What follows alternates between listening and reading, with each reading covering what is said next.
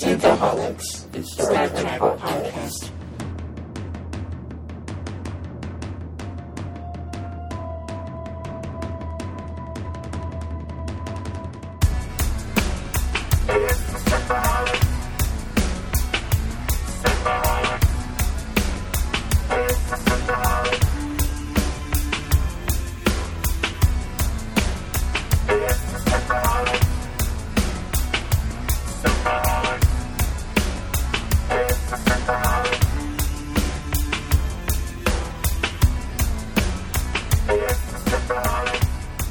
Welcome to Synthaholics, and we're back. Oh, no. This is your host, David Duncan. With me is Aaron O'Brien. And also with us is Andrew Dumais. You may have heard his voice on a couple episodes in the ye old past. Returning champion! What's up, Andrew? Says gross things about doctors. What? Wait, gross things about doctors? What are you talking about? That was your first episode when we did the doctors, and we all said gross things about doctors. Well, you said the grossest things. Oh, you know, I mean, that kind of is a given, Aaron, you know? Yeah. We're talking about Dave here. Yeah. Am I trolling No offense, Dave. I mean, it's just who you are. Yeah, well, he definitely was... Well, he keeps on insisting in incest between Wesley and Beverly, so... You know, it just makes sense. It's the future. They're cool about things in the future. I don't think that ever becomes cool. Hey, Game of Thrones is pretty cool. Do you know that even... You know what? With all the science that they have, I'm sure they're going to, make sure that nobody's committing incest. Yeah. Maybe they figured out to fix incest with medicine. Now, Dave, do you know that in actual, primate troops... that the one rule that they have is that mothers do not sleep with their sons. That's the only rule they have sexually. That's pretty deep. Doesn't mean that fathers won't. Fathers will mate with their daughters. Just like Craster north of the wall. Yes. Whatever. Oh, yeah. Okay, yeah. He offered up all his sons to the whites, and he slept with all his daughters and made them his wives. Creepy. But between Jon and Daenerys, incest is coming. Instead of winter, but, you know. Anyways, welcome to Synthaholics. Yeah. A Star Trek podcast. Star Trek / Game of Thrones no. We're turning this a Game of Thrones podcast. Now that winter is here. Or we're talking about incest with apes. Or doctors. Planet of the Apes podcast. Stuff you should know. But don't take our word for it. That was pretty funny, actually. That's pretty funny. Just as long as PBS doesn't sue us. Yeah, they'll sue us for sure. Don't worry, I'm like 6 shots in before I've started my 6-shot drink. It's God. Good. So, Andrew, are you having a beer or are you having a drink with you? I am having a beer. You better have a beer because you're going to need it for this one. He volunteered himself after. You know what? Let me get a backup. I'll be right back. All right. Yeah. After Jerry Condra made that message about Jem'Hadar, how we were doing the father son thing. Yeah. She thought it was hilarious, and then Andrew came on, and he was like, "What episode was this?" And so we told him, and Andrew says he wanted to come back for this episode specifically so he could get more of the father-son roleplay, because I don't know why he'd want to be on this episode any other way, because this episode isn't exactly like a great episode. Yeah, so we are talking about for this episode the Deep Space Nine episode Explorers, which is Season 3, Episode 22, and it first aired May 8th, 1995. The funny thing is about this episode is that it's almost a full season after, not quite, but almost a full season after the Jem'Hadar. So this is a pseudo-sequel. Especially great for us to do the father-son thing. But we do have some Star Trek-y news. Yeah, a couple things to throw some flags at. I think he actually went and got up in beer. Good for him. What's the first thing you want to bring up? Jason Isaacs has been ripping up the interwebs with his amazing trolling abilities. He is a troll like no other, and I salute him for being a troll. Yeah. And then I shake my head at all the people who are falling for what he's saying, right, and taking it at face value. And we're back. Dun, dun, dun. We're going to do that again. We should do that all the time. The Reading Rainbow sound. But don't take our word for it. Yeah, just keep on saying that. Don't take our word for it. And we'll just keep playing it after every single time we say it. We're such fucking assholes. All right, so in the New York Daily News, the gossip section, Isaac is quoted saying that he's looking forward to having fun with them, the fans being outraged. So because what he was saying, that Discovery is so different from previous Star Treks that they're all going to flip their wigs over this whole thing. And he said, I guess he made this assertion that Discovery would throw away the legacy of William Shatner and Patrick Stewart. But I guess it says that the statement appeared in the article without attribution. I don't know if that just means the writer added that in, like just being like... He just was trying to infer what he was trying to say. I guess. But then apparently Shatner tweeted him and he's like, what is this? And then he came back and saying, nobody could fill your boots. I'm going in barefoot. Yeah, I'm going. Yeah. and then people were saying, and he said something like, to people who tell me to fuck off, he's like, I'm my best first choice anyway. And to people who say they won't see it, I dare you. And I think that was very awesome. Jason Isaacs coming out and saying that. And I think the only reason it came off the way it did is because if you look at what he said, he's basically saying what fans of quote unquote fans who are ripping Discovery new one before it comes out. He's basically just reiterating what they're saying, and it's like fans are already tearing themselves apart over this. Of course, which is absolutely ridiculous. The show's not even out. Just give it a chance, guys. Like we keep saying, just give the show a chance. And he's just capitalizing on the fact that he knows fans are already up in arms about it, and he's just throwing more chum in the water. Well, and I just don't understand why the fans. I mean, I never will understand this. That so many Star Trek fans are so freaking close-minded. A bunch of hardheads, and like we said, Next Generation, they hated that iteration. Enterprise, they hated that iteration. They hated Deep Space Nine. They hated Voyager. I still hate Voyager. How do you judge something you haven't even seen yet? Though? But it's how people get. They go. It's ridiculous. It's not the original. Well, they're like, oh, it's too much like JJ Trek because they've got windows for view screens. Who cares? They've got lens flares. It must be JJ Trek. And I'm like, it's just modern making of television. It's just they're making it look modern. Having a big ass window instead of just a television screen, that looks more modern. Having a heads up display on it, that looks modern. And don't get me wrong, Dave, I'm a huge fan of the original series.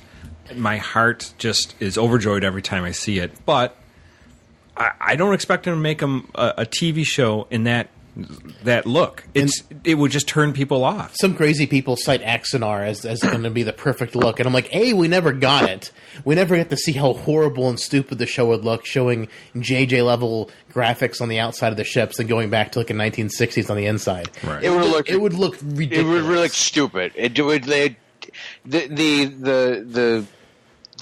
Trying to compare those two would be just dumb. Sorry, I'm not even going to. I'm going to shut up. That's exactly right. It would be just dumb. The reason Star Trek Continues works so well is because Star Trek Continues looks exactly like the remastered version of TOS, and that works perfectly because it's essentially the same show, just different actors. Yeah, but I mean, they didn't make the ship look super realistic. They just kept with the same looking model as the remastered of the original do on Netflix. Well, let's face it, for those shows that they did, which are wonderfully done, it's under the budget. I mean, it's like how much. I mean, they don't have a lot of money, so they can basically make their stuff out of plywood, out of cheap electronics, instead of going to a really nice studio with a creative team that can do all this crazy ideas and do all these new, designs, floor panel lighting and all this crazy stuff. Who knows? Whatever. People are just whiny. I just don't get it. But Jason Isaac, he is kind of just churning the, He's just chumming the waters. He's just like, the sharks are circling, and I'm just going to throw more chum in and just watch this. He's getting kicks out of it, guys.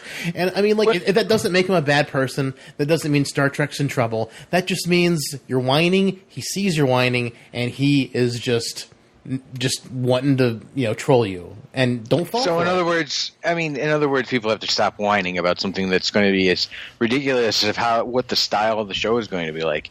Star Trek is a mythos. It's a mythical world, so it's going to take on the whatever iteration is going to take on whatever the creators are putting into it, and to expect it to be like something else it was before it would ruin what those creators are trying to make. And you can't always pander to the audience, because sometimes the audience are idiots. Oh, and yeah. I know that sounds stupid. No, you're sounds right. mean, but it's right. Sometimes the audience are idiots and they just don't know what they're talking about, because they just don't understand what you do when you create something like that. Well, and some of the audience will always want the same thing over and over again. Yep. It's like having a kid saying, I want macaroni and cheese. I want macaroni and cheese. And like, there's a whole world of wonderful things to eat. Nope, there's mac and cheese. They just want, and someday they grow up and they're like, why didn't you ever tell me about, spaghetti parmesan or I don't know, just amazing food that's out there? And Other things you can do with noodles. Well, other things you do. Why didn't you tell me about, fish or something? I don't know, but it's just like, and you wake up and then you're like, oh, there's a whole spectrum of things. So that's the thing is, I think you're right that, audiences just wants to be spoon-fed things, and when they get something they don't know, they don't like it, and then like a couple years later, they're like, "Oh, I guess it was pretty good." I saw the Star Trek group. I think they're called the Original Timelines or something like that. They basically just one of their admins came out and said, "Oh, look, it looks like the JJ verse, so we're deeming this not Star Trek." And I basically went on that thread and I was like, because they said, it doesn't line up canonically. Well, I'm like, oh wait, well if you look at the Enterprise, the Next Gen episode with the Traveler, and you do the math based on how long it would take to get away from a whole other galaxy back to the Milky Way galaxy, then it would only take 7 years for Voyager to get back. Oh, well, Voyager's not canon. Oh look at Mud's Woman. They have lithium crystals that are lithium crystals. Oh wait, Star Trek the original series doesn't even line up with its own canon. Oh well, let's just give up on Star Trek. I mean, like, if you're gonna stick to canon that much, or you're gonna just write off a show before it comes out, and cite canon reasons, then you're dumb. Because I mean, Star Trek never perfect with canon. As much as I bitch about it, and as much as I care about canon, I do understand that nothing's ever going to be 100% perfect, and Star Trek never lines up with itself perfectly. Yeah, and but I mean, you know what? I think you're right, Dave, and that's what gives Star Trek its charm. You have all these little micro universes that are kind of tied together by these loose connections, almost like the actual universe, where it's just little galaxies tied together by little connections, and that's what makes Star Trek Star Trek. I mean, if you wanted something like the Marvel Universe, you would ruin the very essence of Star Trek. Well, the Marvel Universe doesn't adhere to its own canon. If you watch Spider-Man: Homecoming, the time frame in that is all wrong. How it lines up with everything else. Well, I guess in my other thought is that just going to Marvel Universe. I mean, that's almost pre-planned. Like it was all pre-planned. But when you go to even when it's pre-planned, you're still not lining up with your own stuff. Well, it's hard. Like we talked about Harry Mudd last episode, and there's like you said, the lithium or the lithium crystals instead of dilithium crystals, and little things like that. They don't have it all worked out, and they keep changing things up because they figure out different or better ways to tell a story. That's fine, whatever.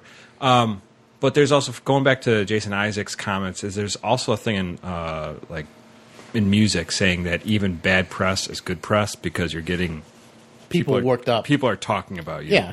So it's like, Marilyn Manson, pisses on stage or something like that, or whatever. Ozzy eats the head of a bat. Yeah, and then people are freaking out, and then it just it's still news. People are like, oh, I wonder what that guy's about. I'll go buy his album, kind of thing. Just because you're just curious. You're curious. So, yeah, it's not a totally bad thing, to be a little controversial as long as you're not hurting anybody. So I think you still just have fun at the fans' expense, at the quote unquote fans who are just freaking out already. Yeah.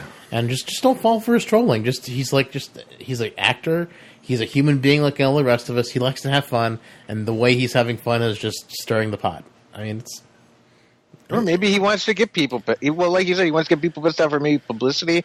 Maybe he's like, "Come on, guys, kind of like let's grow up. Let's stop worrying about something so I'd love to have Jason kind of silly on the show and just ask him, are you just doing this for fun? Because, I mean, I think it's awesome that you're doing it for fun because people need to grow up.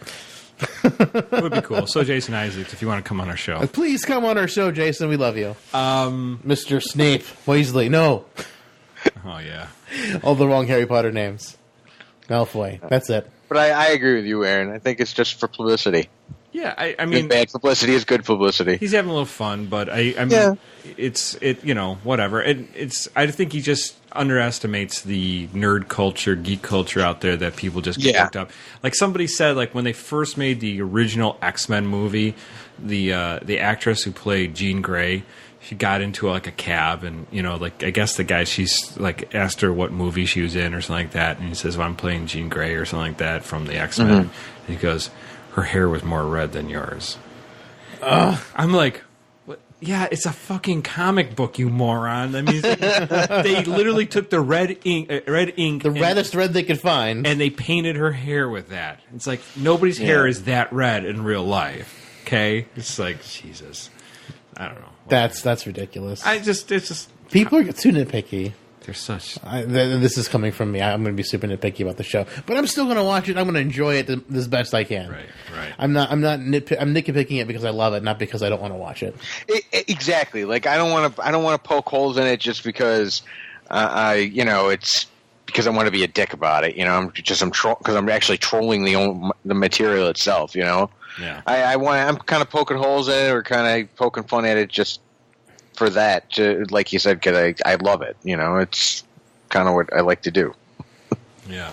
What else we got for news? Alex Kurtzman said that Star Trek Discovery Season 2 is already kind of being planned, and that the entire first season will wrap up the arc of the Klingon War that apparently happens, that we've been getting hints at in the trailer. And I'm a little bit disappointed because I was hoping, especially since the seasons are so much shorter than they were on other Star Trek shows, that I was hoping that the war would be at least a 2 or 3 season arc, especially since for Kirk, the war seems to be really fresh to him. Like maybe it was before he was captain, but it just seems like a lot more fresh in the way he's so angry with the Klingons and Aaron and Mercy and stuff like that, who he's fighting so hard to get these poor Amish people away from the clutches of the Klingons because the Klingons are they're Arganians. I just feel like I feel like he's so angry at them in that because if it was like a 10-year, I mean if the show is a year, like Star Trek series have been, like usually a season encompasses about a year. If that happens and the war is over within a year, and so it's only 9, maybe 10 years, depending on how that episode falls in TOS's timeline. 9 or 10 years just seems a really long time for Kirk to be still that worked up about it, considering he's probably just aboard the Farragut at this point. Well, I don't know. O'Brien is still pretty messed up with the Cardassians. Yeah, the Cardassian War was also like 100 years long. So, I mean, it was a long war, but he's pretty pissed off at it. That's true. It's like people come back from war and they just, still hate the enemy. I don't know. I don't know much about... I don't remember Kirk, other than just being pissed off at the Klingons, ever saying that he was involved with the Klingon War. I just don't remember if he was or not. I mean, I don't think there's anything that's saying how involved he was in it. Yeah. I remember is from Star Trek 3 when they kill his son. That's why he's all pissed off usually with the Klingons. Well, sure. In the movies, he's got new reasons to be pissed off with the Klingons, but in the show... Aaron and Mercy especially, he seemed like a very he's just super angry with the Klingons, and like it was personal back then, even before he knew he had. He definitely has his reasons. I mean, I don't think his reasons are incorrect, but to me, it just felt fresher than it'd been over 9 or 10 years. But that's just he could have been like a cadet that just signed on and had like horrible war. I mean, I think he was on the Farragut. Well, he's a lieutenant in the Farragut before. He was on the Enterprise. So. Yeah, but he was like a lieutenant. That was before he became captain. So. Yeah. I don't know, whatever. So that's cool. And we also got news just today that Adam Nimoy and Terry Farrell got engaged. Oh, yeah. So. Yeah, I saw that. That was nice. It's not all bad things. Congrats to them. No. Yes. See how that Trek marriage pans out. Maybe they make a new TV show. Live long and prosper. Or Together. make babies or whatever. Baby and prosper. Yeah, I mean, hey. Half Trill, half Vulcan babies. There you go. I wonder if they'll like you know, born like in a slug in your ear. surgically alter them. Have like slightly pointed ears and lots of like tattoos. Right. Let's tattoo an infant. Wait, no, that's probably not a good idea. Tattoo an infant. I think that's pretty illegal, actually. Oh, okay. All right. Oh, we'll wait till they grow up a little bit, see if they want the spots. Right. So, should we get into our episode that we're speaking of today? Yeah, Sure. Deep Space Nine. Deep Space Nine. Like I said, this was episode Explorers, and this is season 3, episode 22. First aired May 8th, 1995. So we get the beginning. We get Dr. Bashir in Quarks, and he's reading some kind of report when Lita. This is her first episode. It's their first episode. Chase Masterson. Yeah, she is wonderful. They loved her so much they brought her back on, and she was in this episode for 2.5 seconds. I understand why they brought her back. Oh, she is very good looking. Very talented actress. Very, very talented. Yes. And Bashir thought so too. So I love how he like wrote on the. She developed a cough. Yeah, she faints this cough kind of thing.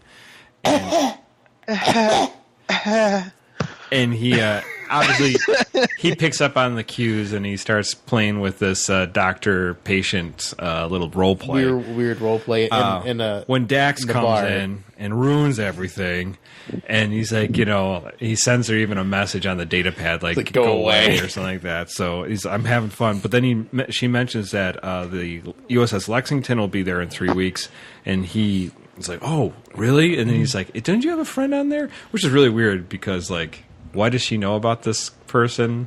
And it's like, they never really met. So this is even weirder. So anyways, but there's a person... How would you not meet when you're in the same class? It's a big In the class. same homeroom? Well, maybe not the same homeroom, but... so this is the person that he's talking about is Dr. Elizabeth Lenz, I guess. I just feel like Starfleet is the best of the best. I feel like the classes wouldn't be that big, but... Yeah, but I don't know, man. I mean, It's a big- you're looking at an education system as it is now and trying to compare it to what it would be then. Maybe that one's a lot more inclusive, so you would have a bigger class. We saw how hard it was for Wesley to get in the Starfleet. I mean, we've seen it. We've seen how hard it is to get in the Starfleet. I mean, they have like a group of like 5 prodigies, and only like 1 gets in. Well, I mean, it's super hard to get in the Starfleet. And you have to Yeah, but you forget about enlisted people. And you also have to be sponsored by people who've been in there, so you'd like a captain or somebody or admiral. Yeah, like Starfleet seems super hard to get into, and both these people are officers, so they're not enlisted. Right. So apparently, this Dr. Elizabeth Lenz, she was a valedictorian of their class, and I guess Bashir was just messed this up. Now this comes up again, doesn't it? I think it came up before, but it comes up again when we find out he's an augment. Yeah, that's right. And I feel like Because he threw the test purposely. Purposely. I feel like it makes sense because he keeps bringing it up, that he threw the test. But he seemed like I remember Alexander Siddig got upset that he was that they revealed that his character was an augment. And I'm like, if you look at all the other things where you're like, oh, I messed up the super obvious thing, and I just feel like it's super foreshadowing that he did it on purpose because he was an augment. He couldn't get a perfect test because he didn't want to get scrutinized.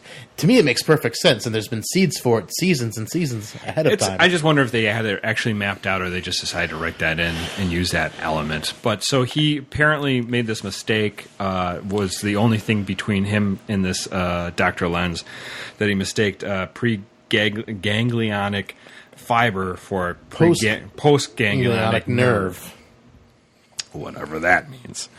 So, so he didn't get the first choice, and he picked Deep Space Nine, and she got the Lexington as the first post. Everyone wanted the Lexington.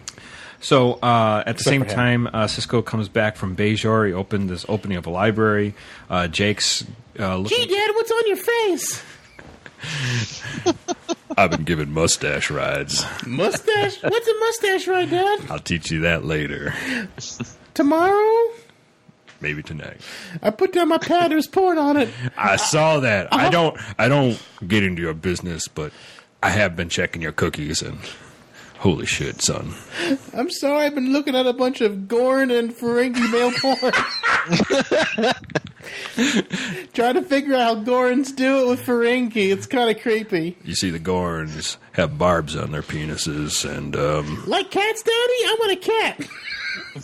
yes, they've just basically ripped the shit out of your vagina, Or your Ferengi male butthole. or your freaking mad ball, whatever. Anyways, Can I look up beard rides since you won't show me? not now, but son, I got to tell you something. So he tells him that he's got a Bajoran lightship. He got these plans for, and he plans to build one in the cargo bay. Dad, why does it say wood? Can wood go in space, Daddy? I guess. This seems really, really strange. My wood can go in outer space, son. Maybe there's like Bajoran wood.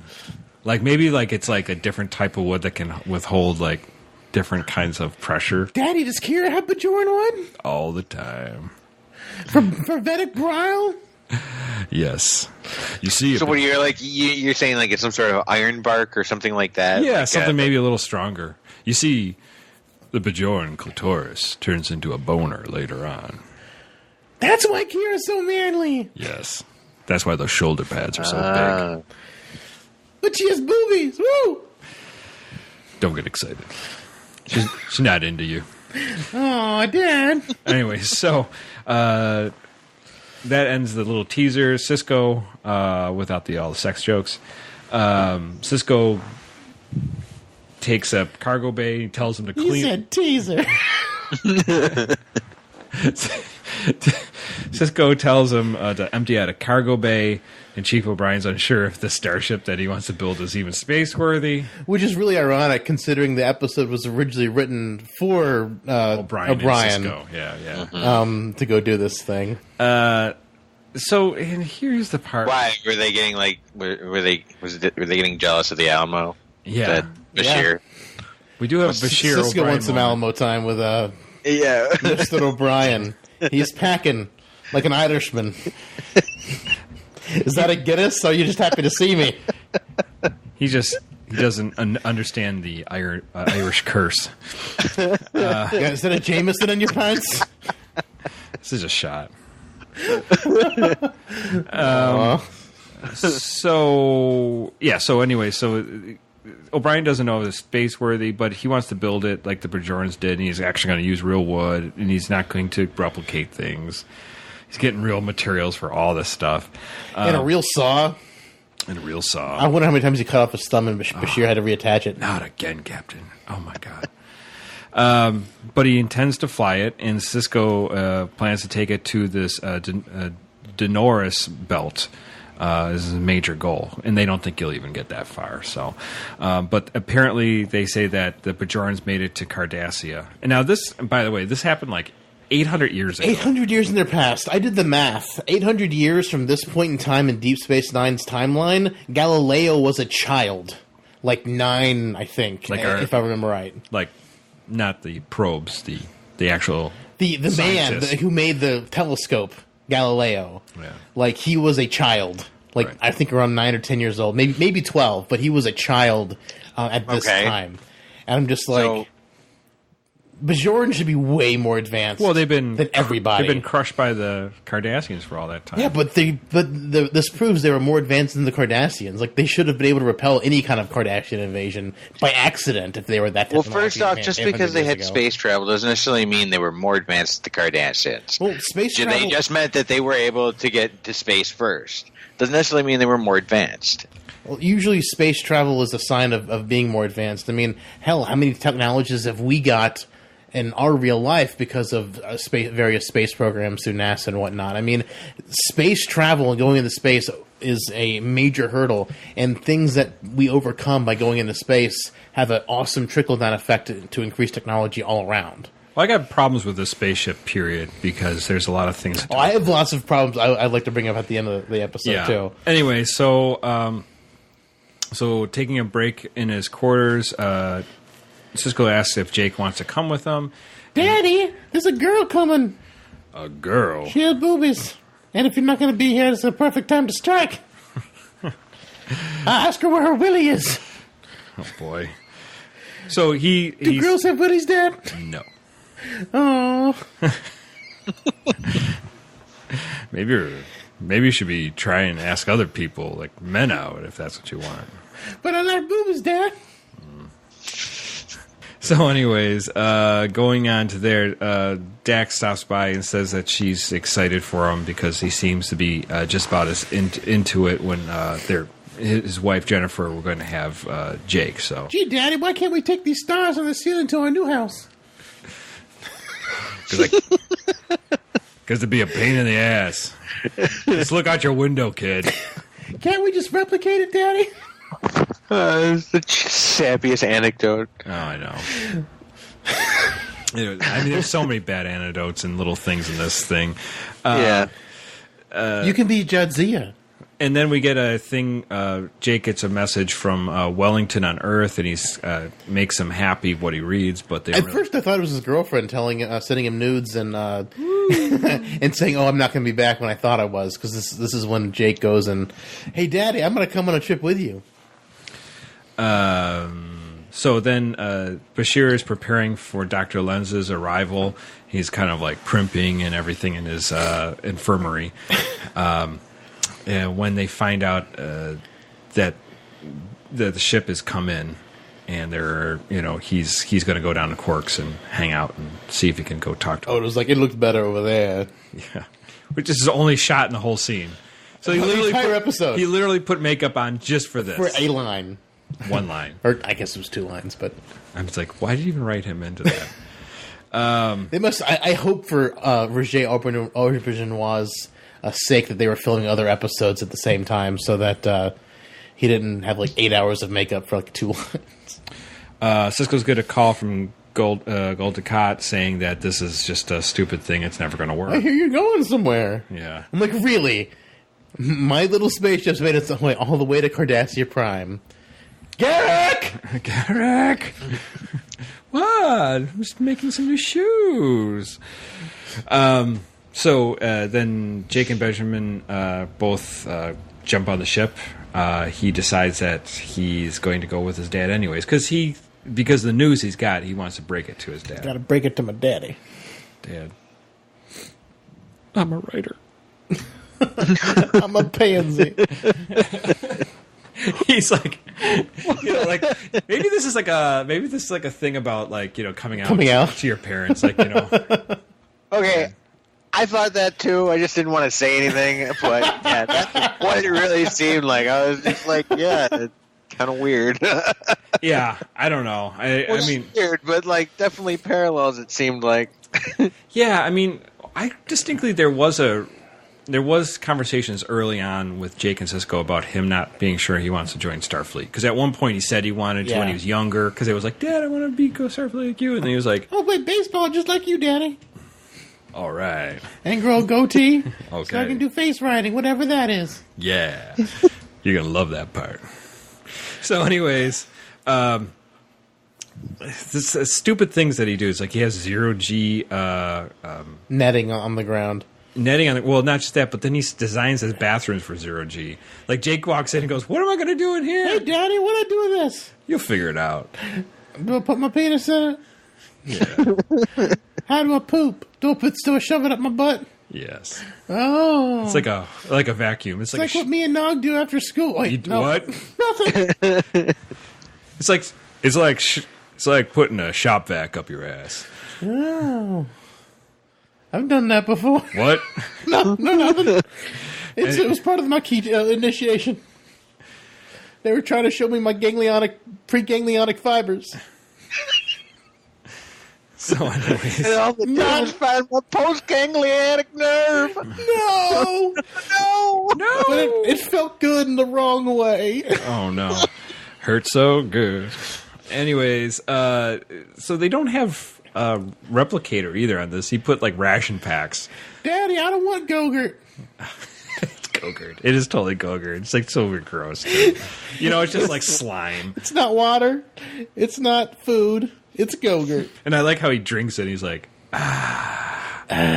This reminds me. Like a refreshing Miller Lite. Yeah, this reminds me of the war, Gogurt, beer flavored. So it's just like, it's Miller Lite mixed up with like ganglionic fibers, hamburger helper, and French fries, and they just like mix it all up into like a shake, and you just drink it. Oh, that's disgusting. It's disgusting. Tipsy Bartender did a drink with a blended up Happy Meal, and it was really bad. He couldn't even keep it down. He tried twice. Did he include the toy?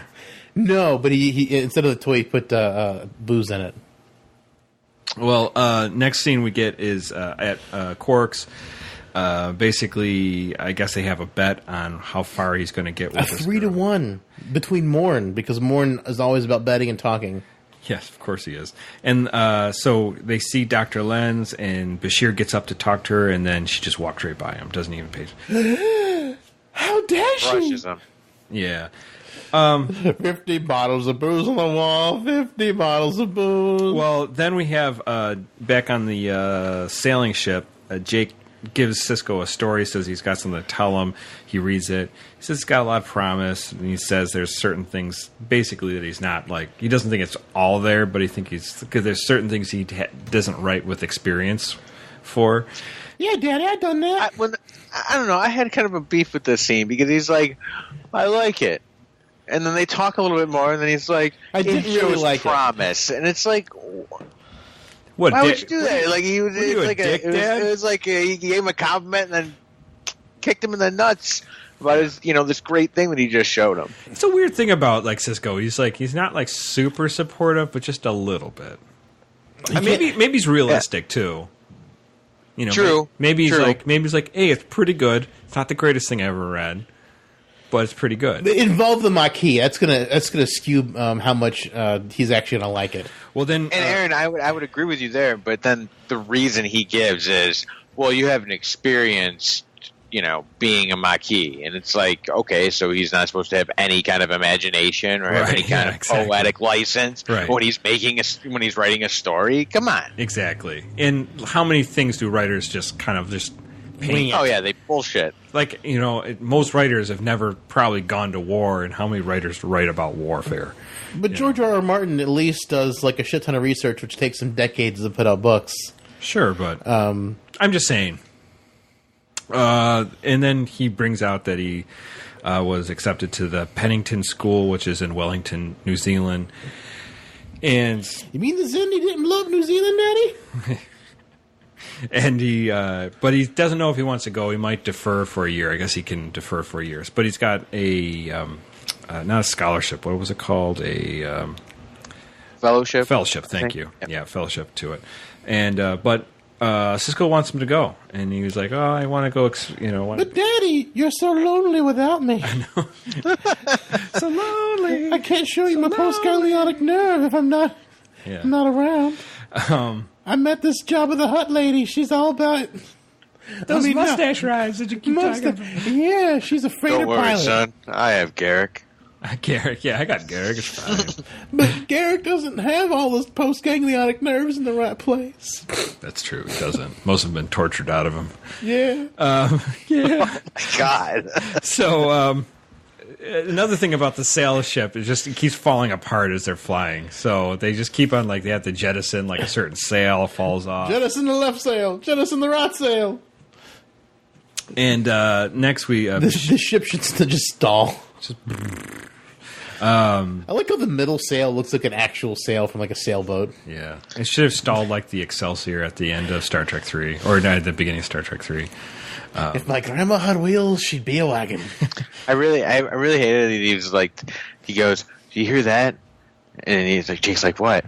"Oh, nothing." Yeah, you don't even hear the hum of an engine. It's like, you know what? If I'm going to be in the middle of space. Yeah, I want to hear the fucking hum of an engine. I want to hear something. Sakes. I want to know that I have an engine that's working for me to get me to, a Terra. All you have between you and nothing is a little bit of wood. A little bit of wood. That's in my pants. A little solar sail. No, the solar sail's not between you and nothing. Solar sail's is propelling you. The only thing that's stopping you from dying is a little bit of wood. Now, excuse me while I enjoy this Miller Lite steak shake that I'm drinking. Steak shake Go-Gurt. God. Meanwhile, Bashir and O'Brien are drunkenly singing Jerusalem, and they are... I love this scene so much. I think. And they're perplexed by Dr. Lenz, Elizabeth Lenz. How did she walk by me? And O'Brien basically says, well, either she loves you or hates you. You got the kind of personality where I either love you or I hate you. And I hated you when I first met you. And now I don't. Now I don't hate you. What does that mean? I just don't hate you. I don't hate you anymore. I want to Alamo you. Yeah. If you don't know what that means, then I'll show you. To the house suite. To the house suite. To the Alamo. The way he looks back at the chief and goes, well, what does that mean? And he just looks at him like longingly, and you're like, it just means I don't hate you anymore. And then O'Brien's penis slides into his mouth. This is where the Alamo was born. And he did mention Synthahol in this. He's like, tonight's not a Synthahol night. We gotta do the real stuff. The real stuff. I'm always confused with Synthahol. Is it alcoholic, non-alcoholic? I think it's alcoholic, and they can just come back from it with like a hypo spray or something. Oh, right. And they want to make sure they stay drunk tonight. They want to stay, and he wants to confront her. And he says, "You can't even stand up. Why don't you just bend over and we'll do the Alamo here." Yeah, is right. Keiko coming home soon?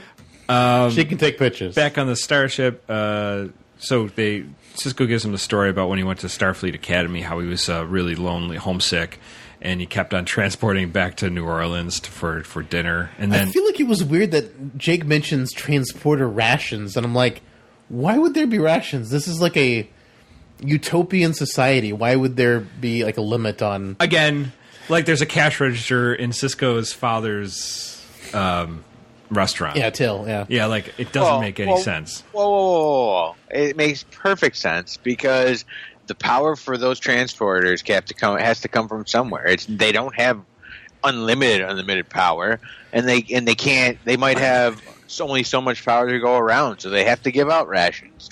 But everybody gets an equal amount of rations based on their need. It's a socialist system. I guess. It's supposed to be a utopian system, not a socialist system. Whatever that means. Yeah, I know. Yeah, what is utopian? I mean, if it was utopian, they wouldn't even. Well, there's a book called Trekonomics, and I've been just hedging about buying this. I want to read that book and just talk about that because that's something we've been talking about probably since 10th episode is the economics and the social utopia, whatever this thing is in Star Trek. Because there's money in at least up to Star Trek 3 because in Star Trek 4, Kirk says there is no money, but when Bones is talking to the funny-eared guy, they're talking about a money transaction to get him to Genesis. Here's Genesis! The thing, yeah, that guy again. This is the way I think it works. I think that on a Federation planet, you don't need money. That's right. As long as you're a citizen of it, you're going to get everything taken care of. You want everything, whatever. Luxuries are going to be something you need to pay for or trade for or whatever. But on like the actual like intergalactic market where you're going to be dealing with planets that are outside the Federation, you're going to have some sort of currency where you can trade with them. I agree with that's why that. They have that money. It's more for an international thing and for international trading than it is for their own populace. Well, Deep Space Nine, there's definitely something like that going on because there is money exchanged on Deep Space Nine. So I feel like the Federation has some kind of like allowance they get so they can do stuff on the ship. But there's replicators. What was that? But there's replicators too, so it's kind of like. Well, that's the thing I don't understand. Like, so, like, if Quark wants, press latinum, can't the just replicators make that? I just don't understand, like, what the big deal. Maybe it takes up more replication energy, or maybe it uses more replication energy than the actual what you get out of it. Like it takes more money and energy. Maybe there's a signature to it of replicated money, replicated latinum. And I mean, if you could replicate it, it therefore loses its value because what makes it valuable is the fact that it is rare. Well, that's if you replicate it, therefore you must have some sort of law that say that it's counterfeit. Well, but compared to real pressed platinum. But I mean, it's pretty much the same for most part. I mean, the only thing I could say is that I think that's why you get sort of the Federation has like a sort of a socialist system with money, because there's not really any need for it, because you can just replicate anything, like almost anything you want. Yeah, I mean, besides services. So well, I mean, replicators can break down. Replicators aren't like infinite. I mean, we saw that in Voyager when they were going through it and they would lose. I think it was called biogel cells. Yeah. The biogel that they break down and they could go bad. So, and you don't know how much or how many resources are needed to make those cells too. Yeah. Well, exactly. But I mean, but that was a finite material that they could use. I don't know how the replicators actually. How do you feed matter into the replicators? I don't know how that exactly works. Yeah, the replicator reaction thing in Voyager I thought was a little bit weak, because I mean, we don't have power for it, but I'm like, you're always trading with other people for other things. Like, how come you don't have? Can't power you just for it? like have some just like scoop like dirt into the thing and just like transport that that matter, transmute it to something else? I don't know what. Well, that matter is. I mean, the matter that they use, like they can't just do it from scratch. It's not like they take some sort of energy source and they have something that turns it into matter. I mean, they have to have some sort of biological matter. It's matter to matter. That they can create into what it is, into what you'd like. Right. So that matter can go bad. It can become infected. Because it's got to be organic, so it can become diseased or something like that. There's ways that I think the replicator could break down. Oh, absolutely. But I mean, they never say they broke down a Voyager. They just said they always say it was an energy issue. They definitely. I you know what? I would have to look it up, but I am 90% sure there's an episode, and it's just in passing, so it's easily missed. But I don't know. It just sticks out in my head because I always wondered about the replicators, and they kind of explained it. But I'll have to find the episode, and I'll let you guys know. I mean, another episode. I don't. I always felt like it was an energy thing. They always said energy. Well, anyways, maybe we should get back to the story. Yeah, true. Gee, Dad, what we do when the sails fall off? What the fuck's Voyager? What the fuck is a Voyager?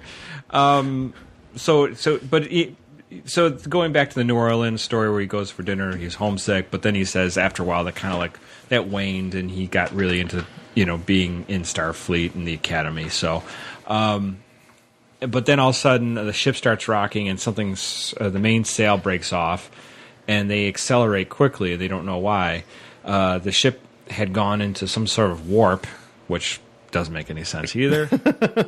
And they check the map, and he just does. There's no spatial anomalies, and Jake points out the tachyon eddies, and Sisko's like, "Well, a regular starship can be affected by tachyon eddies, but maybe a Bajoran lightship was different because they're solar sails." Yeah.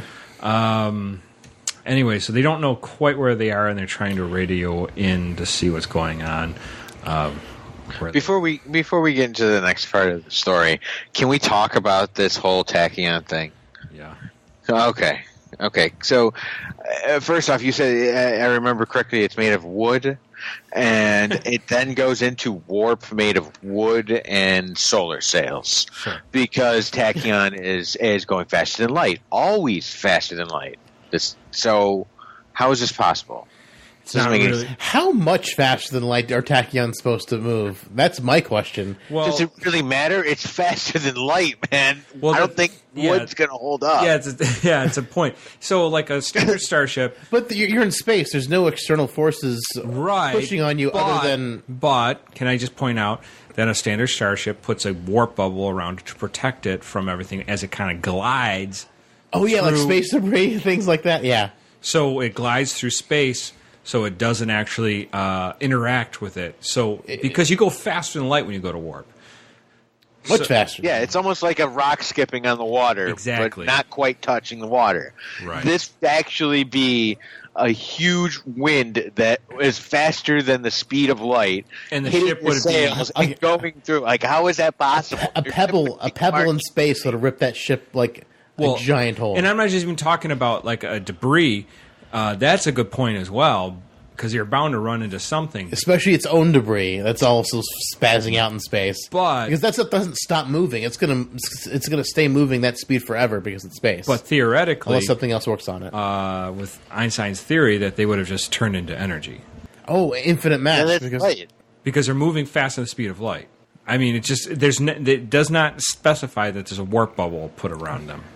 But he said we went into warp, so maybe I know the essence of it doesn't make sense. It doesn't make sense. Remember, there is no hum of the engine, so where is the bubble that's around them so they're not being... There's no energy warp fields. In Star Trek, tachyons are somehow dense enough to be a core of a planet that makes your planet... Yeah, that was bullshit. So, I mean, maybe tachyons can make temporary warp bubbles when they hit a solar sail. That was a fun episode, but tachyon core for a planet Makes no sense. Yes. I mean, tachyons are supposed to be small, super fast particles. Like, there's no way they could be dense enough to be a core of a planet.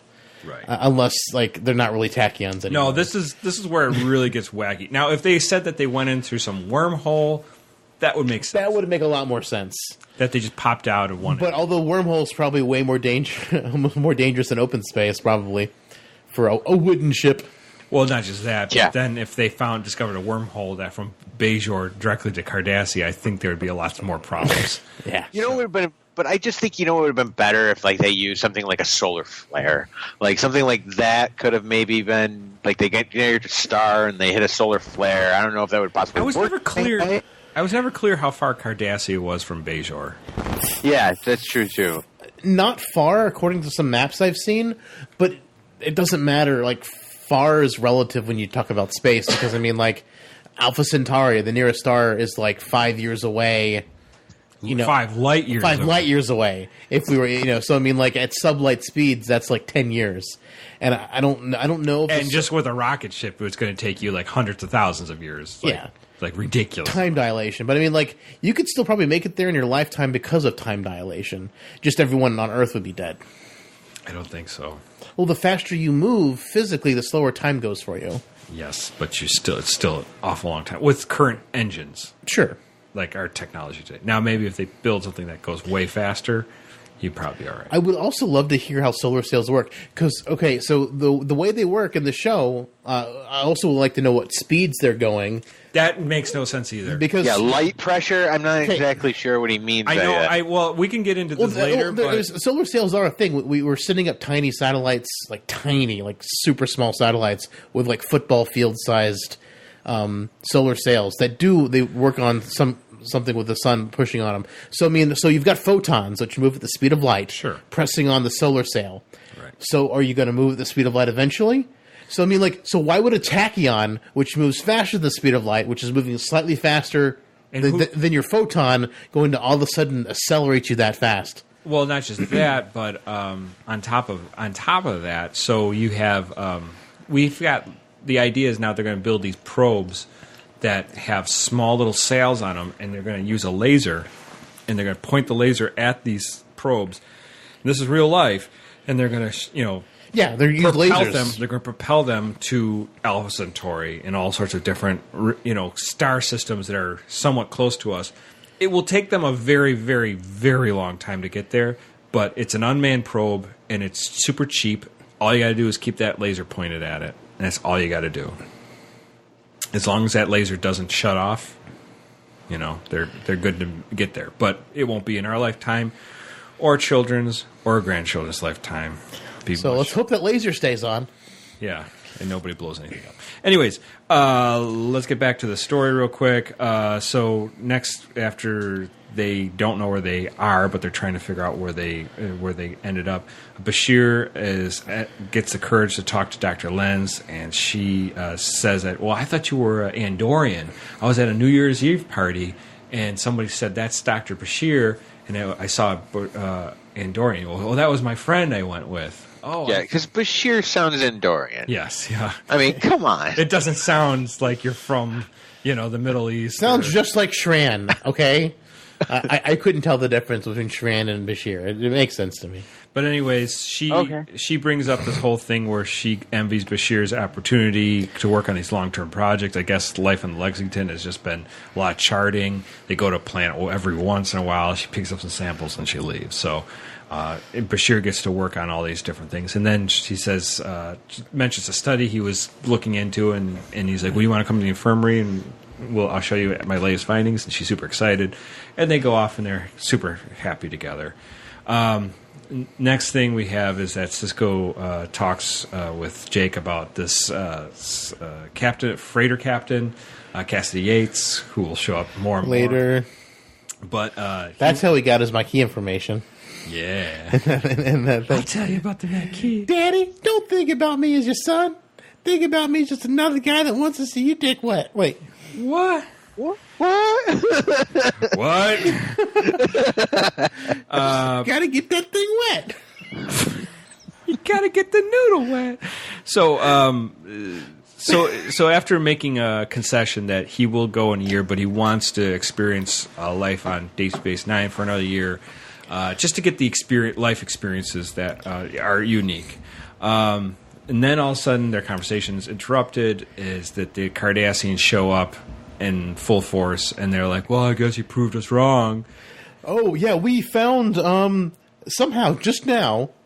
Yeah, we found a crashed Bajoran ship that looks just like yours. It's missing the same sails. And Sisko's like, "What are you talking about?" And he's like, "You're in the Cardassian system right now." So apparently, the old rumors were true, or the old myths were true that. And the Cardassians knew it. They were trying to keep it secret. Right, because they didn't want to be outdone by the Bajorans. And then, since they managed to show up, it was like, okay, instead of shooting you out and denying this existed, we're just going to shoot fireworks at you. Because apparently they use fireworks for celebration, too. Well, which is weird, too, because, like why were they excited about that? It seems like they'd shoot them out of the sky just to keep it under wraps. Yeah. Cardassians are dirty like that. No, you know what I think they did? It was kind of like a PR thing. It was like, you know what? We're going to tell how wonderful the Bajoran people were able to do that, but we're going to steal your thunder by saying we discovered it first because we found that before you got here. So we'll celebrate it together, and here are your fireworks. Yeah, and so that's where the episode basically ends. Andrew, you are our guest. I'd like to ask you your first takeaways after watching this episode. I'm assuming you've seen it before, but what are your thoughts and feelings after seeing it? Well, I've watched it about twice today and once earlier in the week. Mm-hmm. I found it one of the cheesier episodes between Jake and Sisko. No doubt. Why would you say something like that? I love my dad. I love my daddy. I love my and his funny beard thingy. That he says he does. I also noticed that his beard seemed a little darker at the beginning of the episode, and then it's like halfway through it seemed a little lighter. That was kind of weird. Was it the men's just for men, Daddy? Just for men. I'll give it. Where they comb in the dye into the thing. Yeah, that's what it reminded me of. I use it on my pubes. Why? Reasons. What else? What do you think? I like the idea of culture that, when we were, just crossing the oceans, there was another culture in another solar system that was actually going into space. It's just, I really feel that the writers of this episode didn't put enough thought into it. The ship design besides that, it's just it would seem rather unlikely. And if it did happen, it was something like with the Vikings, where the Vikings came over here. Maybe they were blown off course. Maybe they just they got shot by 600 arrows, and they got lucky. I don't think it was kind of like this huge, trading network or anything like that. I think maybe, Dave says, "Oh, they should be more advanced than us, really advanced." Maybe that was the only time they got out there, and then that was it. Like nobody came back. They got to Cardassia, they crashed, and that was it. I don't know. Maybe try making a ship that's not made of wood. Exactly. That would. I think that was their first mistake. Oh shit! We can't land. The builders and the writers. How did the ship survive re-entry? Re-entry on Cardassia Doesn't make any it's made of sense. Wood and like bronze. Because it's very steampunky. The ship. I agree. Oh yeah. It seemed like something from the Victorian age more than ancient Bajor. One of the things they said in the memory off is that they since they never addressed how it made orbit and something like that, they assumed it was maybe shot off in a rocket, and then it was like. Then why didn't you use a rocket? And was the rocket made of wood? Yeah. No, they shot up in the metal rocket, and then it just came apart, like the Apollo thing. Once again, how did it get to the atmosphere before Well, if it was condensed into some kind of rocket, yeah, it was a part of a rocket's payload. So they got into the ship and they loaded the ship into a rocket and they shot the rocket off, and the rocket would break apart like the Apollo ship did to reveal the Apollo probe. Okay, now I might excuse my ignorance. I gotta ask. When we're going into orbit, is it the same amount of friction and kind of shielding that you would need if you're coming into your orbit? Yes. Yes. You need They used the rocket shielding to get their wooden ship into the orbit into space. That's why it doesn't make any sense. Staying in orbit is different than re-entry. Well, yeah, staying in orbit is different, but if you need to land, you're shit out of luck. Oh yeah, you can't land in a wooden ship. You would get up there with the rocket. You would get rid of your rocket that got you into space, and then once you needed to land again, you were screwed. Right. Maybe that's why it crashed. Maybe they had transporters. Well, let's take our chances. Try to land. Ah! Ship. They didn't even have an engine for their ship, and you think they have transporters? Yeah. Well, so there's they were praying to the prophets. Nobody thought this through very well. Get to the next planet. No, this episode, science-wise, makes absolutely no sense. I agree. Sad for Star Trek. Still better than Threshold. Well, yeah, that's not a far cry from anything. Anything else that you want to bring out? And then being a total hater of this episode. I like the Bashir. I like the Bashir and what was her name? Dr. Lenz. Yeah, I thought that was kind of funny. Just the beef story was definitely for the sappy Jake and Sisko thing. That just got annoying, and then their whole story arc sucked too. So it was kind of the only redeeming thing of that episode was the kind of play between O'Brien and Bashir, and then Bashir and the valedictorian, because I can't seem to remember her name for the life of me, even after you mentioned it. Like Chase Masterson's cleavage. I mean, come on, you can't. Yeah. Can't outcount that. Dave? The only thing I hate about that particular sub-story would be the fact that she thought Bashir was an Andorian name. That too was like, what? Have you ever been to planet Earth? Dave, what else? Anything on your seeing this?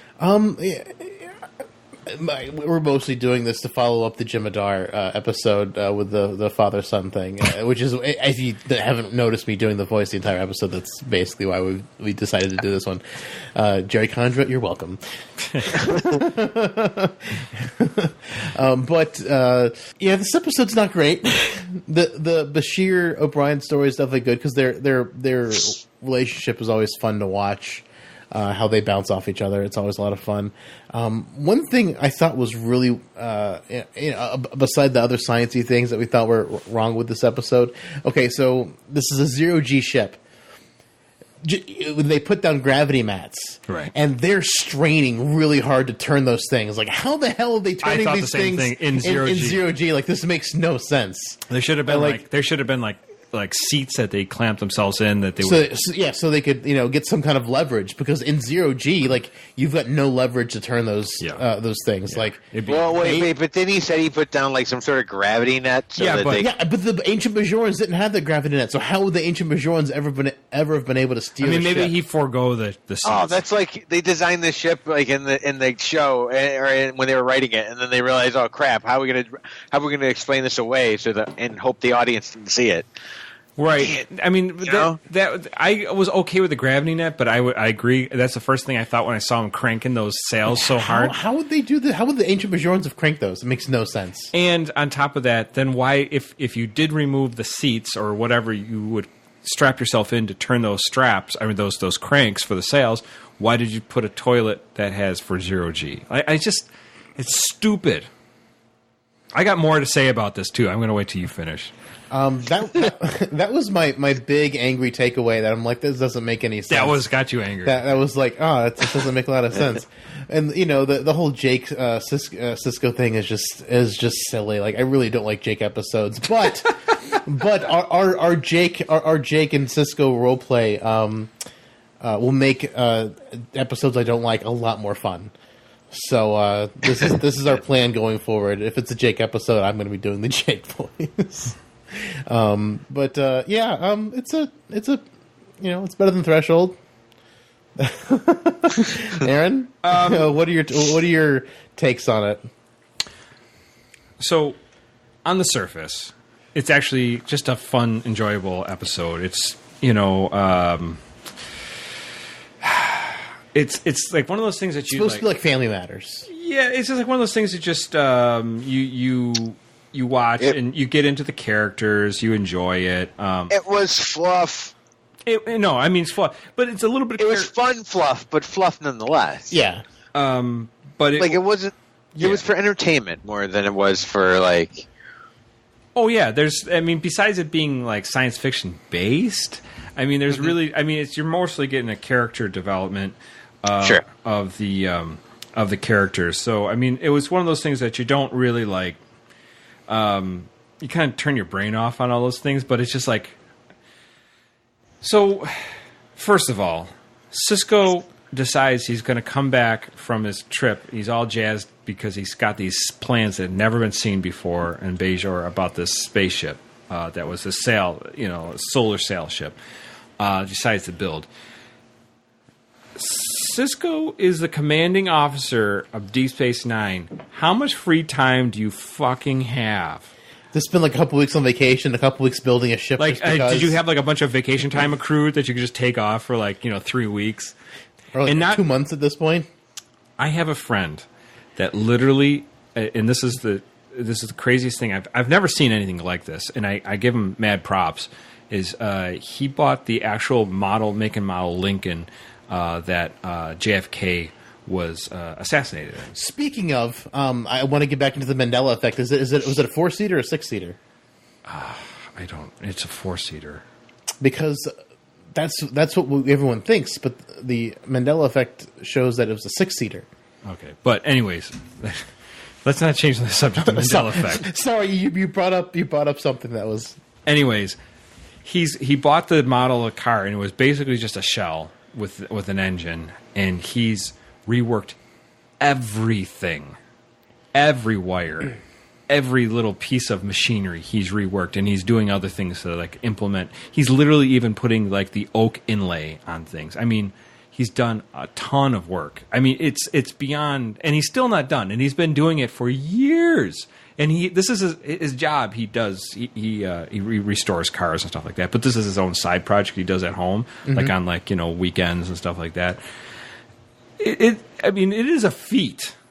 I've never seen anything like it before, and I give him mad props. And like he'll do something and you realize he wired it wrong, and he has to tear the whole thing apart and redo it. Man! So it's really tedious. So Sisko coming in and saying, I'm gonna make the ship all these old plans. I'm just like, doesn't make any fucking sense. He'd be at it for years. It's just a boat, and like we said before, like it's a ship made out of wood. It's made out of wood. It makes no sense. How did it get up in space? If you put it in a rocket, did they have a contingency for landing? Wood. Yeah, they literally put ceramic tiles. I've got a wood fire shield. They put they get into the oven, and they just it's like a cast iron oven. We'll be well done by the time we land. Maybe that's what it was. Maybe there was maybe it was like a potbelly stove that they hid inside while it crashed onto the planet. No, the bathroom. The bathroom. Hide in the toilet. Hide in the toilet. It just inflates into a giant balloon.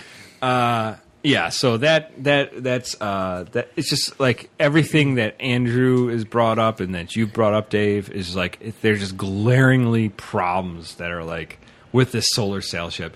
The tachyons, do tachyons even like interact with a solar sail, or would they just blow through it? Would the particles actually push it that fast? I don't know. It's just, like we said, tachyons have not yet been literally discovered. They're still theoretical. They're theoretical. Mathematically, they make sense, but they don't know if it actually is a thing. Yeah, they're hypothetical faster than light particles. Yes. So. And the thing is, light particles are move at the speed of light, but I doubt the solar sail moves at the speed of light. Right. Like, it probably moves fucking fast. So, like, why would a tachyon... I mean, do tachyons move, like, the hundreds of times faster than the speed of light? Well, I mean, it would have to make them warp to Cardassia in, like, 2 seconds. Yeah. I mean, like, not just Makes no sense. Not just slightly faster than the speed of light, many, many, many more times faster like than the speed of light. we said, you need a warp bubble to encase your ship so you can glide along space-time. If you don't... Without time dilation. Without time dilation and without your ship actually turning into pure energy and falling apart. It's just... It's the reality. I mean, it doesn't work... The idea doesn't work without a warp bubble.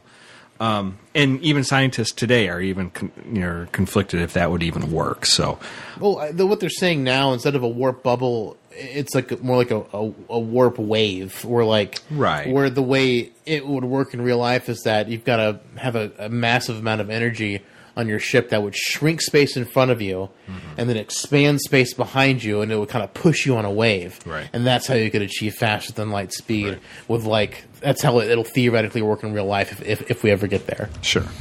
So that I mean, the ship makes no freaking sense. So I mean, him building the ship doesn't make any sense. The next little part that I have is I don't mind the interaction between Jake and Sisko. It's not that bad. It's interesting. It has, like, you're trying to develop the characters. It's just that I don't really care about Jake. Nobody really cares about it. It's like Wesley. Nobody ever really cared what Wesley did, except for Dean Roddenberry for whatever reason. Right. So I mean, so that's an issue I have with it. It's like nobody really cared. Maybe it's to establish characters a little more, which you do need. Maybe they could have done it better. Sometimes I feel like, because I watched the episode after this, and it seems like that entire episode was just a big primer for introducing Sisko's new love interest, the freighter captain. Right. I really feel like that's what that whole episode was about. It wasn't anything really interesting. I think that's why the science was bad in it, because, like you said, it's all character development. Yeah, and I mean, maybe, but they could have done that within a lot quicker of an episode. Oh yeah, they could have done that with half an episode length time of half an episode. Well, but then on top of that, so like I said, is this the episode about coming out to your parents? Like, hey, mom and dad, I'm going to be a writer. I'm gay. I'm taking it in the butt too. I'm a lesbian. Whatever. I mean, that was not implicitly implied, or maybe it's just like. Maybe we're just thinking too hard about it. Who knows? Maybe we're just perverts, but or that. I mean, there's also the side of it. It's like, maybe dad wants you to be a lawyer, doctor, and he's like, I want to be an artist, or I want to be this, and yeah, that's the other side of it too. So. And also, didn't he kind of mention at the beginning how he couldn't go on the trip because he had some his girlfriend was coming in. Coming back. Yeah. Yeah, but he obviously pushed it off to talk to his dad when he got the fellowship thing. Yeah, so I mean, I think it would be a stretch to say that he's coming. It's because he's coming out of the closet. I think that would be a stretch then, because maybe it was because he needs to move. He wants to move out there, and he needs to get his dad's permission.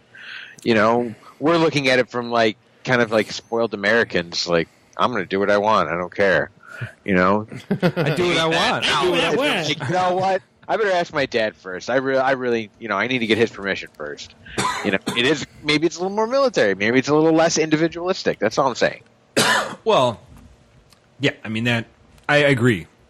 And every family has a different dynamic too. I mean, some people are more, and let's face it, Jake and Sisko's relationship is a lot closer because the mother died, his wife, and maybe this is the family they got, and they stay real close to each other. And obviously he brought that up too, is I'm worried that you're going to be lonely. And he even says, well, I could hang out with Quark. Or Dax. Or Julian. Or Garrett. But yeah, I agree a little bit on that. I mean, it doesn't have to be a coming out episode, but it did feel a little bit like that. But I do think there is a little bit to be said about people who are kind of like disappointing their parents and the life that they're going to lead. That's not what they wanted for them. Like, oh, I wanted you to do this, and that's not what I'm interested in. Yeah. So, I mean, that's kind of cool. And, like we said, the O'Brien-Bashir thing is kind of fun. The whole Dr. Lens thing is like, how insecure is Bashir? That he's, like, worried about this valedictorian. And he never met her? And why is he putting so much, like, emotional thing on this? I mean, it's like, who cares? Like, you never met this person. So I mean, like I said in the middle of the episode, that didn't make any sense to me. Like, Starfleet's super elite of the elite. Like, the classes can't be that big if they're, like, gonna, like, interview 5 prodigies and only pick one. Right. Like, that's a little, like, out long shot. Maybe it's all a big charade, and she knows that he's augmented, and she knows that he threw the test so he would seem more human. Something obvious. He got nervous. He made an obvious mistake, and that's why he didn't end up being valedictorian. Well, that's exactly what it turned out to be. But at the time, oh, did it? But at the time, that's exactly what it turned out to be. But at the time, well, I know it turned out. We weren't aware of it. Turned out to be. I know it turned out. Whether she knew it or not, that's up in the air. But I mean, like, yeah, that's what I'm saying. I knew about Ali through the test, but I'm saying maybe she knew too, and that she was like, "Oh, I always thought you were an Andorian." That would explain why she thought Bashir was an Andorian.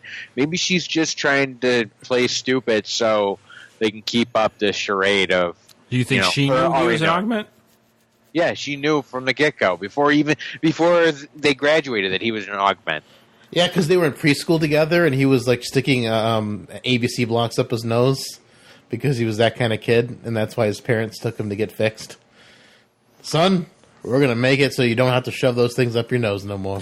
I don't know. Well, anyway, so... I mean, it's totally... It's a long shot, but I'm just saying. I mean, it would explain some of these weird instances of kind of a lack of common sense.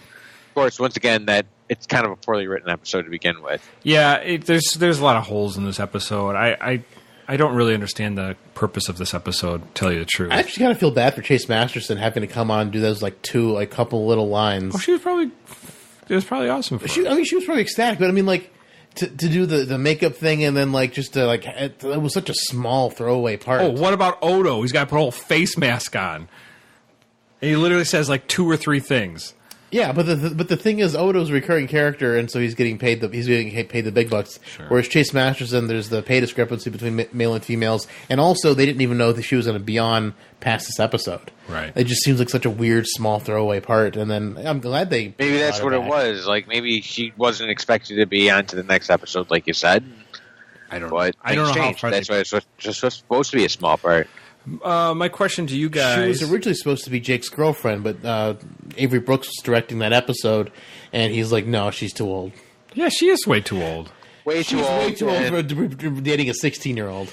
Way too attractive for Jake. Yeah, way too attractive for Jake. But then again, alien kids grow up so fast. Naomi Wildman's like 3 or 4. These alien and she kids, looks like she's like they 12. Just grow up so fast these days. So I mean, like Lita could have been 16 or 14, and she looks like she's 30 because I mean, alien kids grow up quick. Alexander's like 12 when he's like serving on a Klingon ship in Deep Space Nine. Anyway, Max. Yes. All right. My question to you guys is: do you have a memorable father-son moment where your father took you or did something special with you? Andrew, I'll throw that question out to you. Is there anything that's, they're like, oh, me and Dad, when I was so-and-so age, we did this? I want to go back to Dave. My dad didn't do anything. There's got to be something. Well, there is. I mean, I got to think a little bit about it. So let's go to Dave. Well, when I was younger, we'd go out when we lived in Louisiana. We had a friend who, if you don't know, Louisiana's flat as flat can be. It's a really flat area, and a friend who was in our church, she had this house out in the country that somehow had hills. Like, it was the most unflat of Louisiana I've ever seen. It's like this little away, so we could do shooting out there without shooting. Guns. Oh, shooting gun. Okay. Like I personally had a 22. How old were you? Probably age like 8 or 9 up to like wow. 8 or 9 up to like preteens. And, some teen. As I got older, we shot less and less. But when I was younger, we shot a lot. We had. This goes against logic, but okay, go ahead. I was a kid. I had 22 is my gun. I mean, I think I got it when I was like 11 or 12. It's got very little recoil, super accurate. It was a nice little rifle. I loved it. I didn't like shooting the 9s and the 45s because they're hand pistols and they've got really bad kick. I was always scared the thing would fly back and hit me in the face because I was, like I said, I was a kid. You were 9. Yeah, so between 9 and preteen and young. I have a teens. 9-year-old at home. Yeah. Yeah, I can't imagine. I would be scared that the thing would fly back. I'd be scared with my son teeth. with that in his hand. Like I was scared that thing would bust my teeth. It would kick back. So I didn't like shooting those. The AK-47 and SKS were fun to shoot. They had recoil, but it was a rifle, so it wasn't like I wasn't worried it was going to break my teeth. So this is your memory with your father? Like Yeah, you and your dad? Oh no, it would be like me and then my younger brother, and sometimes my sister would come, and we'd bring the milk jugs and we'd fill them up with water. We'd put them out there. We'd get cans and make the cans jump.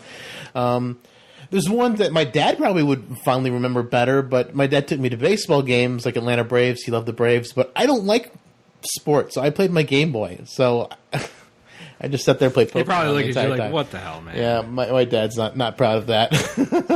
But I'm like, he knows I didn't like baseball. I don't know why he took me to the game. I have no like of this. Yeah. But the shooting was fun. Okay. So that was something I enjoyed. Andrew? So, I don't know. My relationship with my dad wasn't really like, when I was a kid, was kind of like what Dave's was. Like, we just didn't have a lot in common. So, but some of the best memories I had were kind of working with him when I was younger.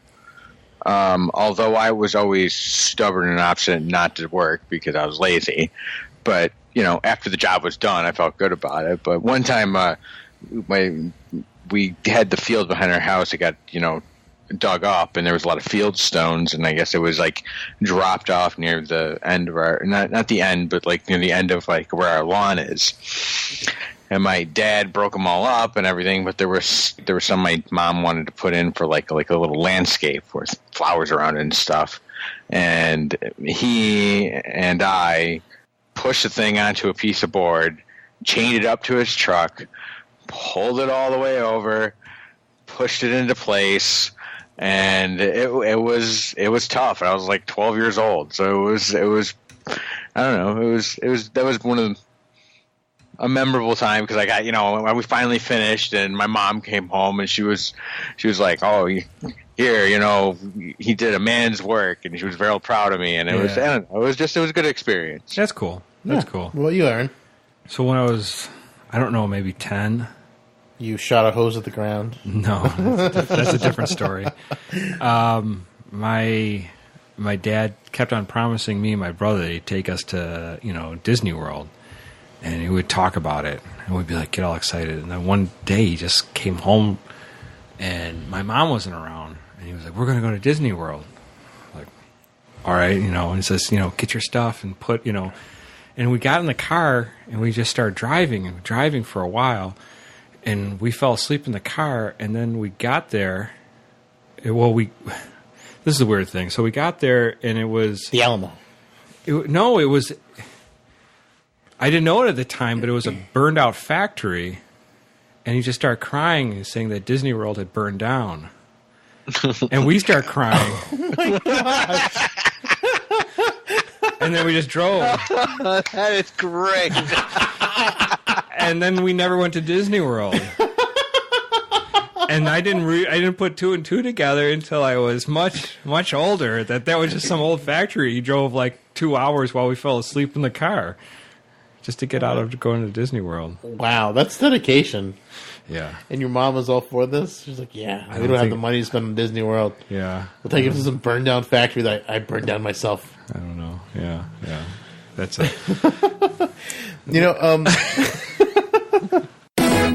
Well, that was the episode Explorers, but you don't have to take our word for it. All right. Andrew, where can people stalk you on the ye old social media? if my people feel Facebook so page. inclined. He'd prefer it. them not to. If I know Andrew. Yeah, but I usually am posting on the Synthaholics Facebook group. So if you want to talk to me, message me there. Cool. All right. The show you can find at synthaholics.com. That's our website. You can email us at synthaholics@yahoo.com. All our music, other than the intro, is by Warp 11. The intro is by Dave Wilkes. He's got our catchy new intro that gets stuck in people's heads. It's crazy. I love it. We've got Twitters. The show's at Synthaholic Duo. I'm at David_J_Duncan. I'm Blackbird 2004. Guys at GS Davis Art. If you like pictures of booze, you can check out my Instagram, which is just like my Twitter, David_J_Duncan. Aaron, tell us about stars and iTunes and things. Yeah, so a great way to support the show is that you could go onto iTunes. You can give us 5 stars, 10 stars. How many stars? As many as you want. I think 5 is the cap. Oh, 5. But, you don't have to take our word for it. And also give us a nice review. All podcasts ask for 5 stars and reviews and like that. Because it just feeds the algorithm for all podcast platforms. I don't know why. So that would be a great way to support the show. If you do have a little extra change jingling in your pocket, if you go to our Patreon page, Patreon/Synthaholics, or you can go to our Synthaholics page and click on the Patreon button. It'll take you to the page. And if you could donate, hey, $1, $1 a month. If you have a little more, that'd be great. Just to help us keep the show running would be awesome. Another great way to support the show, which we always enjoy, is word of mouth. If you know somebody who likes Star Trek, who likes to talk about sci-fi, silly stuff, get drunk, and talk about weird incestual relationships between father and son, definitely, point them our direction. Yeah, if they think that's funny, we're all about that. Yes. I'm distinguishing myself from the last remark of Aaron's last remark. No. You are contractually not able to, because you requested to do this episode because of the last time we did role-playing on the Jem'Hadar. Hey, Andrew, you're not allowed to distance yourself from that remark. Andrew, what do you think about us doing a Patreon readings of what was it? Star Trek /fiction. /fiction. Do you know what that is? I do not know what that is. What is it?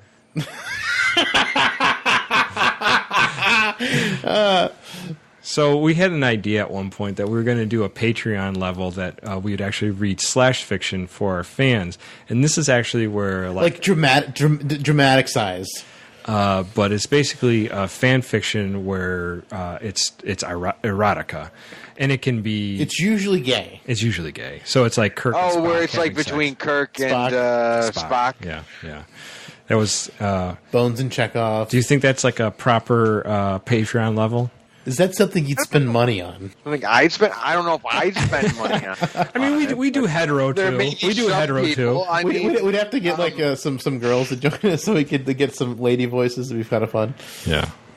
I don't know. Whatever. I don't know. Getting women to read Erotica dramatically. homosexual erotic fiction. I don't know. No, it'd be hetero. Was that? Hetero. No, we could do homo too. Yeah. We have to. Oh, yeah, I mean, no, but we'd have to do some Kirk Spock. I mean, you got to do Kirk. You Spock. have You to guys do said Kirk it was Spock. usually gay, so I figured it was homosexual. It's normally gay. But I think sometimes there's like a girl tossed in. Yeah, they throw her in just for the hell of it. Anyway, No, here's the thing. I mean, you could do it, but I don't know if you'd run into any issues with pornography laws. And secondly, people might be pissed off about it. But hey, it's a free country. You go for it. Well, we asked for feedback. We never got any feedback. we just figured the silence meant that nobody wanted it. Nobody wanted it. But we don't get a lot of direct feedback on anything, so that doesn't necessarily mean anything. Well, that was my direct feedback on it. I personally think it's a terrible idea. But, I mean, I offered at one point to run naked through the woods, and David would film me. Yeah, and that never happened either. So yeah, but I was thinking for the a erotic terrible idea. Maybe try thinking of good off ideas. something like I don't know, piece of memorabilia my guys might have or something like that. Aaron running naked or /fiction might be something to steer away from. all right, we'll take that advice to heart. But we don't have to take your word for it. You don't have to take my word for it. Well, yeah, if you've got ideas for Patreon things, send us an email at synthaholics@yahoo.com. If you want us to read your emails, and if you've got responses to any of the things that we've said or not said tonight, we'll also read those. Or if you're highly disturbed by some of the things that we've said tonight, please respond to us. Tell us how disturbed you are. We don't mind reading that and responding to And we that. will laugh so hard. We'll laugh at your tears. But hey, we do enjoy everybody tuning in and listening and giving the show your time. We enjoy our audience, everyone's interaction with the Facebook page. We have a Facebook group. Facebook.com/groups@Synthaholics. Join the group if you're not in it. Do it now. Everyone's been having a lot of fun over there. It's been a nice little community that's been developing. I like it because you know what I like about our group is everyone's a little offbeat. And I enjoy offbeat. I don't enjoy the straight, just narrow, easy, the average white bread. Common denominator, mainstream. And so far, we're mostly respectful. We haven't had to ban or kick anybody from the group yet. So I mean, it's been. I think there was good. only one person, and they were talking about sunglass sales or something like that. I kicked them. Yeah, but I mean, like, you know, that's like a spammer. That's not even Yeah. like a legitimate. No, nobody's done anything really ridiculous.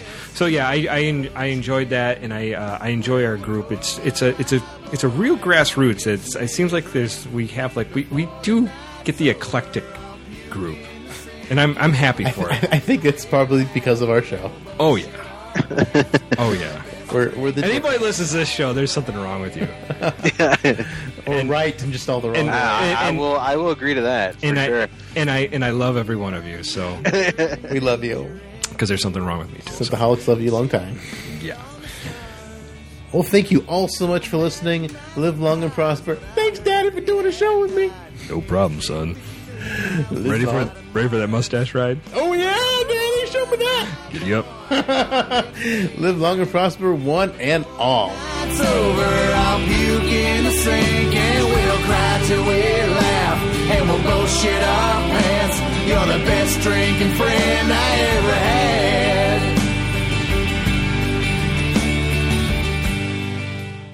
We're in such trouble for the show. Yeah, it's like 30 minutes I have to cut out. And then like release this. It's like listen at your own Yeah.